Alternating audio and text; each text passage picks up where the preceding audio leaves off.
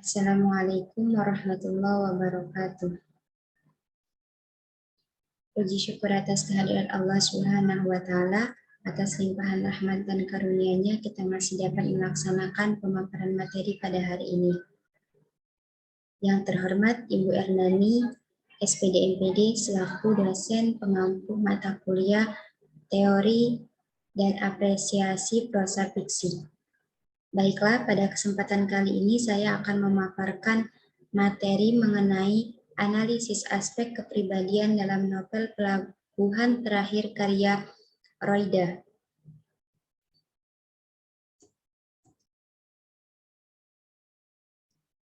Di sini ada sinopsis dari novel Pelabuhan Terakhir karya Roida. Novel Pelabuhan Terakhir karya Roida ini berkisah tentang Zahra. Zahra adalah seorang wanita mandiri dan memiliki karir yang sukses, namun selalu gagal dalam masalah percintaan. Zahra hanya 2 kali berpacaran seumur hidupnya. Yang pertama itu putus dengan Aldo, yaitu teman semasa SMA yang hanya karena pertentangan sikap. Dan yang kedua itu putus dengan Alpon, teman sejurusan di kampus, karena dia mengkhianati Zahra dan berpacaran dengan wanita lain di belakangnya. Kasus tentang penindasan terhadap wanita yang sering ia tangani turut membuatnya enggan menikah dan cenderung membenci kaum laki-laki. Pemikiran seperti itu tidak ada hubungannya dengan masa lalu, tetapi pemikirannya lebih terbentuk karena kisah nyata dari beberapa perempuan yang disakiti oleh lelaki, hingga dia berkesimpulan bahwa lelaki memiliki berjejer sifat negatif yang sangat tidak bisa ditoleran lagi.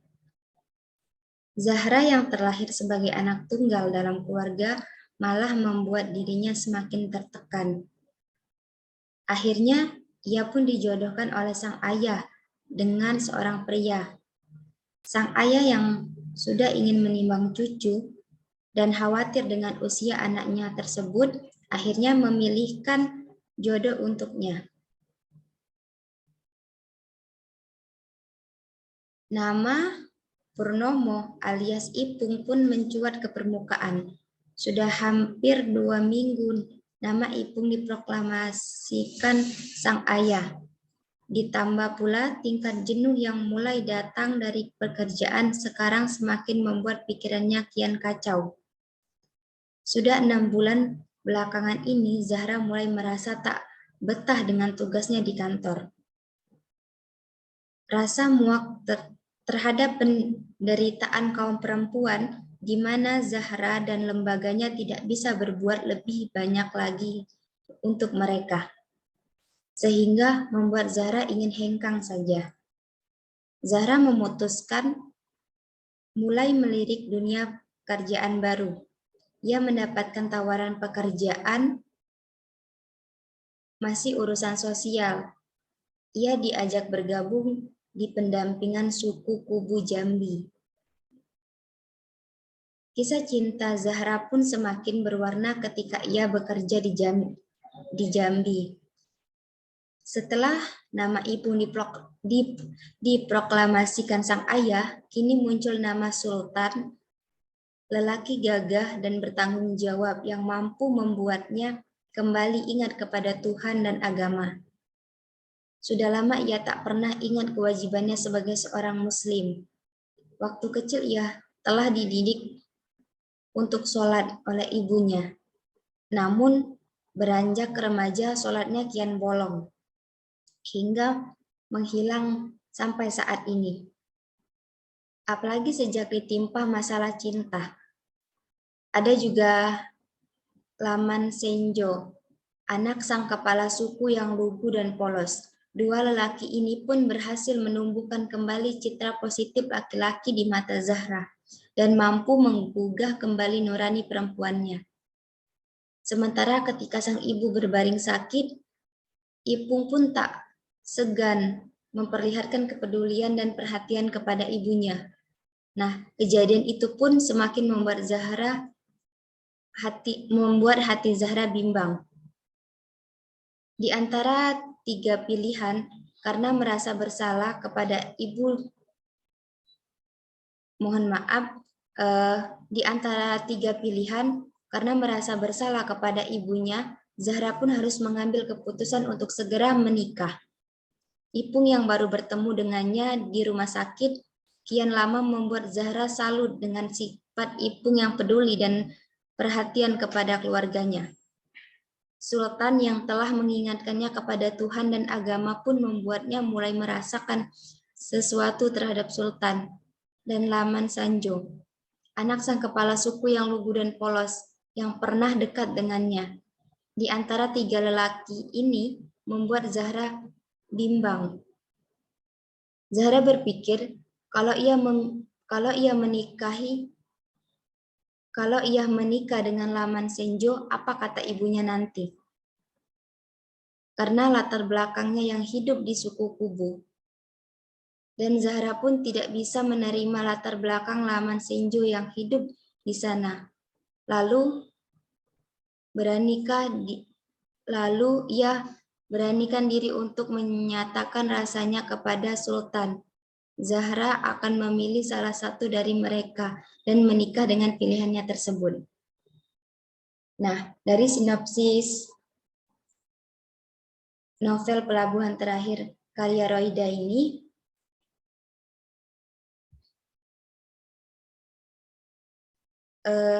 teori yang dipakai dalam menganalisis novel Pelabuhan Terakhir karya Roida ini adalah teori psikoanalisis, di mana teori psikoanalisis ini adalah teori yang menjelaskan tentang perkembangan kepribadian manusia. Unsur ini meliputi aspek internal dan eksternal. Aspek kepribadian tokoh utama dalam novel Pelabuhan Terakhir meliputi struktur kepribadian, dinamika kepribadian. Nah, yang pertama itu struktur kepribadian.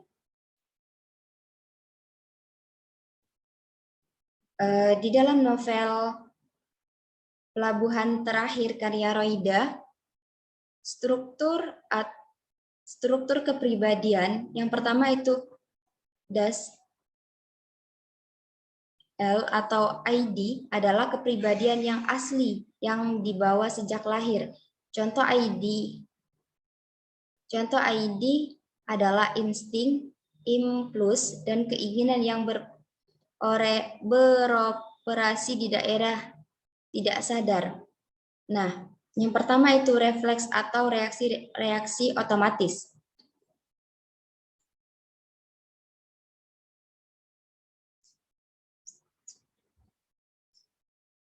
Refleks adalah ketika seseorang langsung mengambil aksi atas keinginannya. Nah, di dalam novel Pelabuhan Terakhir ini, tokoh utama Zahra mendapatkan tawaran pekerjaan di luar kota dan dia merasa bahwa hidupnya itu hanya miliknya dan tidak seorang pun berkuasa atas dirinya. Jadi, Zahra langsung menerima pekerjaan tersebut. Dan Zahra langsung menerima pekerjaan tersebut tanpa meminta pendapat dari orang lain, terutama dari kedua orang tuanya, seperti terlihat pada kutipan berikut. Entah kenapa, segera pula aku tepiskan pikiran itu. Aku lebih dikuasai ego. Aku merasa hidupku hanya milikku. Tidak seorang pun kuasa membuat hidupku akan lebih baik atau tidak. Jika pilihan ini tidak aku ambil, tanpa berpikir panjang lagi, tawaran itu pun aku terima.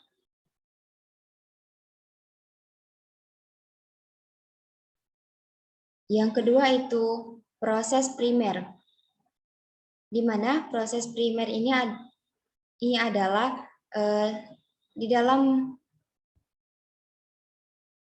novel pelabuhan terakhir karya Roida ini, proses primernya itu dalam tokoh Zahra mempunyai aspek biologis pada proses primer untuk menghindarkan diri dari pertanyaan ayahnya soal kapan ia akan menikah.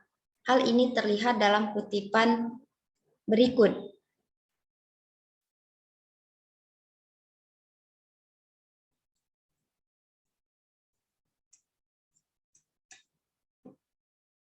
Aku berbaring di atas kasur sambil melamun. Jika ayah mendesakku soal jodoh lagi, ayah sendiri mungkin seusai menerima telepon nanti akan mengeluh dengan ulahku yang meninggalkan tanpa berkeinginan membalas lebih jauh soal masa depanku itu.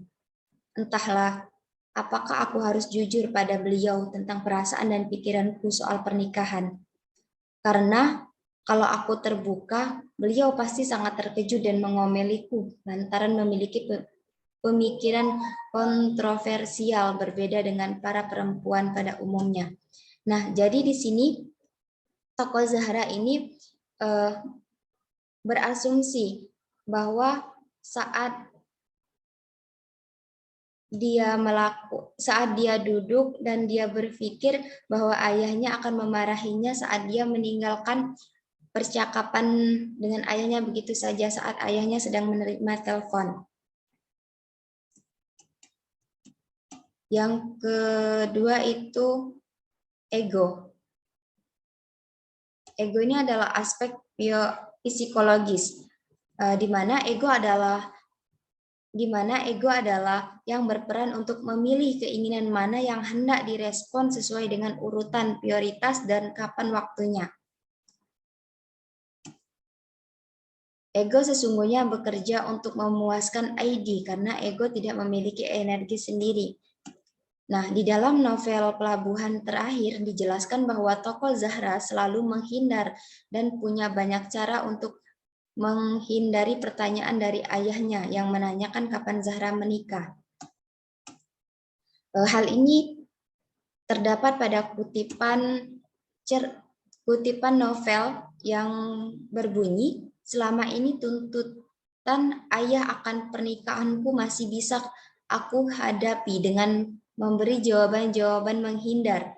Namun, jika sudah ditambah dengan pekerjaan yang menjadi momok, maka solusinya harus diselesaikan keduanya. Aku putuskan untuk mencari dunia pekerjaan baru. Nah, jadi di situ sudah jelas bahwasannya tokoh utama Zahra ini ingin menghindari pertanyaan-pertanyaan yang akan diberikan oleh ayahnya. Yang selanjutnya yaitu super ego, yaitu super ego ini adalah kekuatan moral atau etika atau super ego ini adalah kekuatan moral dan etik kepribadian. Super ego ini lebih mengutamakan kesempurnaan daripada kesenangan. Oleh karena itu, super ego ini dapat pula dianggap sebagai aspek moral kepribadian. Fungsi pokoknya menentukan apakah benar atau salah, pantas atau tidak, susila atau tidak, dan dengan memiliki kepribadian dapat bertindak sesuai dengan moral masyarakat. Contohnya di dalam kutipan novel yang berbunyi, sedangkan aku tetap saja peduli pada waktu sholat. Aku malah berbohong lagi padanya. Kalau aku tengah datang bulan, sehingga aku tak ada beban meninggalkan sholat. Di depannya. Aku berpikir karena target kami di rimba hanya 1 minggu, kebohonganku tak akan terbaca. Kalaupun terbaca, aku tak peduli dengan pikiran Sultan kepadaku. Dia bukan siapa-siapa yang harus kita ikuti. Toh, kantor juga tak mewajibkan karyawannya beribadah sebagai bagian dari tugas yang dikenai sanksi jika tidak ditaati. Nah, jadi di situ tokoh Zahra ini tidak merasa bersalah kalau dia tidak melaksanakan kewajibannya sebagai seorang muslim. Nah, jadi di sini dia lebih mengutamakan sifat jeleknya. Nah, disitulah yang membuatnya tidak bagus, karena seharusnya sifat yang seperti itu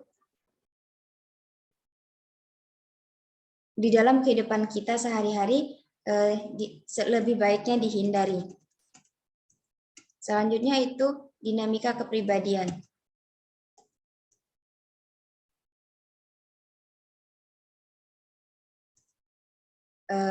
Zahra sebagai tokoh utama digambarkan sebagai tokoh yang telah berkeinginan untuk sholat kembali karena sultan yang telah mengingatkannya kepada Tuhan dan agama. Cerita novel ini juga terdapat nilai religius, yaitu nilai yang bersumber kepada ajaran agama. Seperti yang dikutip dalam novel Pelabuhan Terakhir karya Roida, itu aku dilanda rasa rindu yang membuatku muara untuk menjawab seruan itu. Seketika aku ada dorongan teramat kuat menyuruhku sholat. Tak pelak lagi ini imbas dari ucapan-ucapan dan kebaikan sultan yang berentetan dengan musibah di hutan tempo hari. Dengan demikian, dinamika kepribadian Zahra cenderung pada insting hidup, yakni bahwa Zahra mempunyai insting untuk melakukan ibadah kembali kepada Allah. Hal ini dilakukan karena kewajiban. Kepribadian Zahra dalam insting hidup sesuai dengan kutipan di atas, yakni untuk melakukan kewajibannya terhadap Tuhannya. Jadi kesimpulannya di sini di dalam novel Pelabuhan Terakhir karya Roida, tokoh utama Zahra adalah orang yang awalnya tidak dekat kepada Tuhannya dan memiliki kisah cinta yang selalu gagal, tetapi dia menemukan kembali jati dirinya, yaitu mengenal Tuhannya, dan serta dia menemukan kembali rasa kepercayaannya terhadap laki-laki melalui beberapa peristiwa yang sudah dialaminya. Dan Zahra ini juga memiliki karir yang sukses. Nah, jadi